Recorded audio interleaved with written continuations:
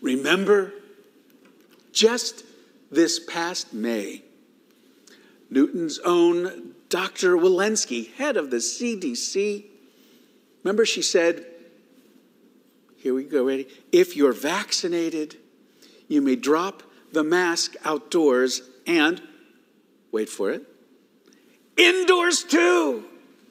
I heard her on the news. I read her on the New York Times just to make sure it was all true, you know. I read it on the New York Times. No, it was there. She said it. Advance to go. Collect $200. Take off the mask. So I have to say, I hate masks. I ripped off my mask. I cried, hallelujah. And I went that day, by happens, to Whole Foods. Now, Whole Foods is not a good place to start with the no mask policy because there's, let's say, a lingering sense that you should be wearing your mask at all times. And I'm not used to getting dirty looks in Whole Foods. I mean, I'm a foodie kind of guy. And yet, I have to say, it didn't matter. Dr. Walensky said it. She's a good, faithful member of Temple Emmanuel. I'm going to take her word for it. So she said, take it all off if you're vaccinated. I took it off. It was a machaya.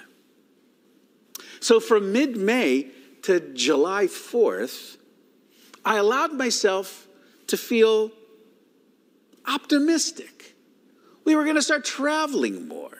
We could hug, we could have reunions and just celebrate life, something like we were accustomed to celebrating. It was spring into summertime. Celebration was in the air. Oh, and here at the temple, we were like, okay, finally, you know, all that construction that we did and all of the refurbishment, the redesign, okay, so now we can have a ribbon cutting. Finally, we're going to do this big opening, and Rosh Hashanah, it's going to be like, we're going to have an orchestra outside, and there'll be camel rides. Maybe not the camel rides, but the fact is, we were looking forward to just kicking out the jams, you know, because it was time. It was past time. And in fact, as we were approaching, you know, in the spring, we actually had some B'nai Mitzvah where it wasn't. So if you don't know about the whole bat mitzvah during the heat of COVID, you should know there was actually a period where Susan was remote in one place. I was sitting in the community room. The bar mitzvah family only was in the sanctuary. The Torah was out already, open to the place. The service took, I don't know, like 35 minutes and everybody ran, you know. It was crazy. I mean, the obligation of bar bat mitzvah, reading from the Torah, that was all good. It was all kosher. But where was the DJ? Where was the little lamb chops? That's what I wanted to know. And we were missing it, you know. We were missing the notion that the temple, in addition to being this place of prayer, was a place to experience joy, to dance, to drink, to eat, to sing, to just be whole. We were like on the other side. Yes. The month of July on the Cape, where I was blessed to be able to stay, it was beautiful, a little rainy the first week, maybe a little hot. But you know what? It was beautiful. And being with family and friends, walking along familiar beaches, entering stores and markets without a mask, all of it was, I don't know, it was a blessing. There was something particularly crisp and in focus about it. And I was so thankful to all of the scientists and the researchers and the doctors and the health professionals and the vaccinators and I loved Moderna. I loved Pfizer. I just loved them. And so with this sense of good cheer, gratitude, the family, we were moved to make a pilgrimage to Provincetown, which we always did. It was part of the Cape experience. And so we decided to go. It was July 5th, as I remember. And of course, the next day, the Provincetown Council met because they had been given the information that there was a huge COVID outbreak in P-Town that was promulgated after July 4th, where every possible club was fuller than it's ever been in the history of P-Town. And if you know the history of P-Town, there's a lot of partying going on. But all of the bars, all the restaurants, everything was jammed. People were partying. They were loving it. They were loving each other. It was a machaya. Unfortunately, it also caused this significant panic. And because a lot of the infections were breakthrough infections. And, you might remember that it wasn't a local story anymore. It really became national news. And suddenly, the buoyancy of May into the beginning of July, it began to get a little heavy.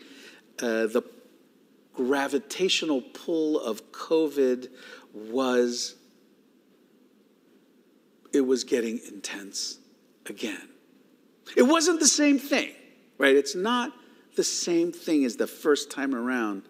But the Delta variant, or as one member of our staff called it, the Delta deviant, cast a pall on the rest of the month.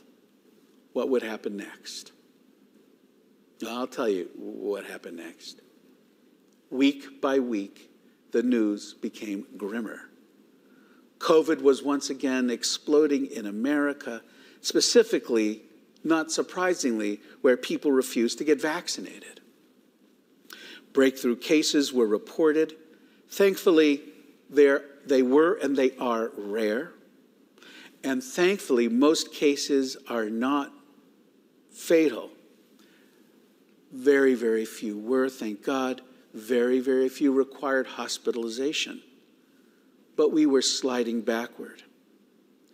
The swift contagion of the Delta variant and the terrible P-Town cluster began a veritable tsunami of bad news. It was beyond dispiriting. Day by day, from around the world or close to home, misery crashed in everywhere, rolling over the crying on television, no matter what station you watch, in the newspapers, online, and on our doorstep. And my phone, I have an iPhone, not surprisingly, I get notifications. And I'm telling you, the ping, ping, and I would look, and it reminded me of that great Jewish telegram. Start worrying, details to follow. Now, so just to give you a reminder, not that you want or need this, but I'm going to give it to you. It's just kind of worth considering. It's not even chronological, but see if you remember these greatest hits. The assassination of the Haitian prime minister by a Colombian hit squad, the earthquake in Haiti, the unbearable heat waves across the country, 117 degrees in Portland, Oregon, the drought in the West, a rabbi attacked in Brighton, the fires in California, the Afghanistan fiasco, followed by the suicide bombing that killed so many Afghanis and 13 members of the U.S. Armed Forces, the Taliban takeover, the UN report on climate crisis, Hurricane Ida, flooding New Orleans, then flooding New York, the Texas Great Leap backward, all of this with the admixture of new mask mandates coming in, even as we read about states, right, that were forbidding schools to use masks, where children, unvaccinated children, would be present. I'm sure there's other ones. You can put it in the chat if you'd like, or send us information about which ones I left out. It doesn't matter. It goes on. It felt like an artillery barrage of awful news. I was saying to Mike earlier, sometimes it feels like you're in I don't know if you ever watch boxing, but if you watch boxing, there's a time of a heavyweight match goes to 15 rounds. You'll see by about the 12th round, even the toughest fighter, they're basically going to be just trying to stay on their feet. And they'll throw some punches, but mostly they'll go into clinches a lot just to waste enough time to keep themselves up before they get broken and keep fighting. So that's what I felt like we were against the ropes. I was doing the Muhammad Ali rope-a-dope, just trying to keep my hands up, trying to defend my psyche against this just unceasing wave of depressing and heartbreaking news. Well, look, the fact is, with all this suffering, what I want to do most is look away. I literally can't take it anymore. So there's a place in our brains, it's called the right supramarginal gyrus. It's the space, there's literally a spot in our brain that's responsible for empathy and compassion. That's where it lives. The supramarginal gyrus is a part of the cerebral cortex, and it is approximately located at the junction of the parietal, temporal, and frontal lobe. It's prime territory. Of course, with my scientific background, I imagine it to be an old-fashioned switchboard. Lily Tomlin with the plugging in and out. And I imagine it's utterly out of control. The lights are blinking, the connections are flying. There's just no way to handle it. My compassion receptors became overloaded. And when this occurs, we all lose touch with the actual reality that all humans are interconnected and interdependent. Our sense of being a part of the larger interwoven community, which is necessary for survival, fades away. And so does our awareness that we have to sink or swim together, help each other, and sustain the planet we inhabit.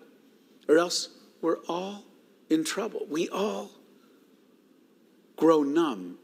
And in that numbness, there is terrible danger. The scariest thing about this numbness, this fatigue with suffering, is that it can lead to the human condition of indifference. It is so much easier to look away from victims, from brokenness. So much easier to avoid rude interruptions to our work, our dreams, our hopes. It is, after all, awkward, troublesome to be involved in another person's pain or despair. Yet for the indifferent person, neighbors are of no consequence, and therefore others' lives are meaningless. Their hidden or even visible anguish is of no interest. Indifference reduces the other to an abstraction that we can turn away from. Elie Wiesel, Alava Shalom, spoke passionately about the dangers of indifference and what it can do to us and to the world. He said in a famous speech before Congress, including the President and Mrs. Clinton in 1999, he said, in a way, to be indifferent to suffering is what makes the human being inhuman. Indifference, after all, is more dangerous than anger and hatred. Anger, at times, can be creative. One writes a great poem, a great symphony. One does something special for the sake of humanity because one is angry at the injustice that one witnesses. But indifference is never creative. Even hatred at times may elicit a response. You fight it, you denounce it, you disarm it. Indifference elicits no response. Indifference is not a response. Indifference is not a beginning. It is an end. And therefore, indifference is always the friend of the enemy, for it benefits the aggressor, never the victim, whose pain is magnified when they feel forgotten. The political prisoners in their cells, the hungry children, the homeless refugees, not to respond to their plight, not to relieve their solitude by offering them a spark of hope, is to exile them from human memory.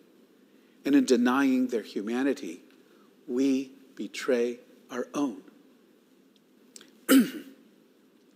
Wiesel's words, always stirring and deeply personal, must challenge us to shake off this numbness, lest we grow indifferent to the lives of others.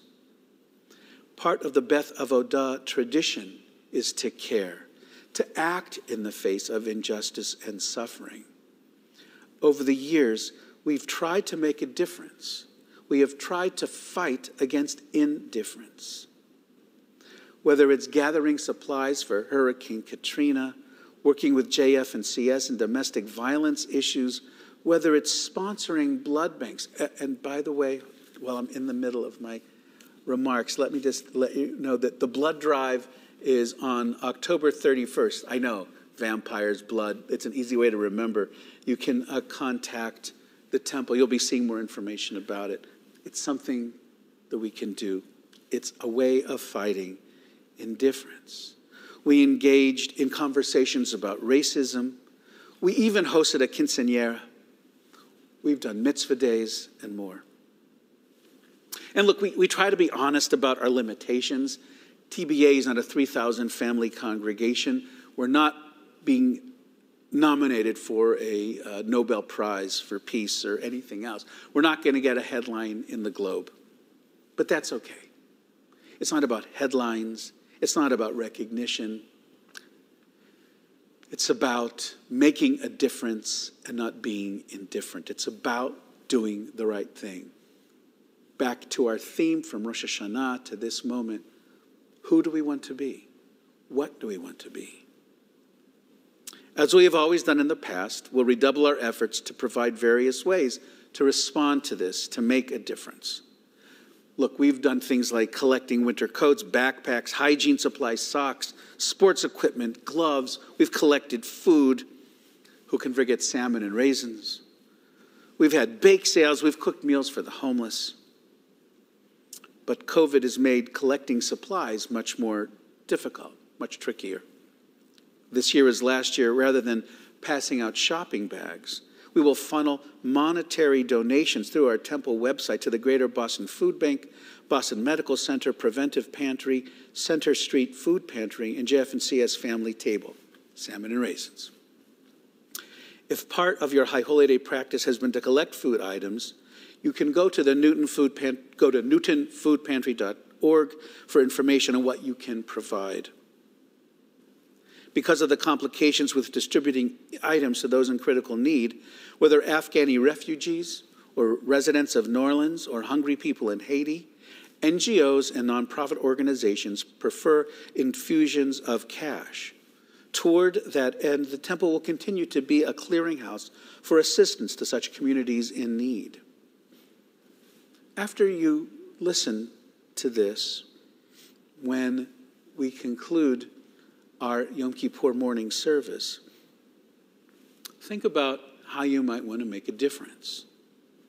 If you want, we welcome you sending donations to the temple. We can provide on your behalf the funds for organizations that we've chosen and that we know are honest and doing good work.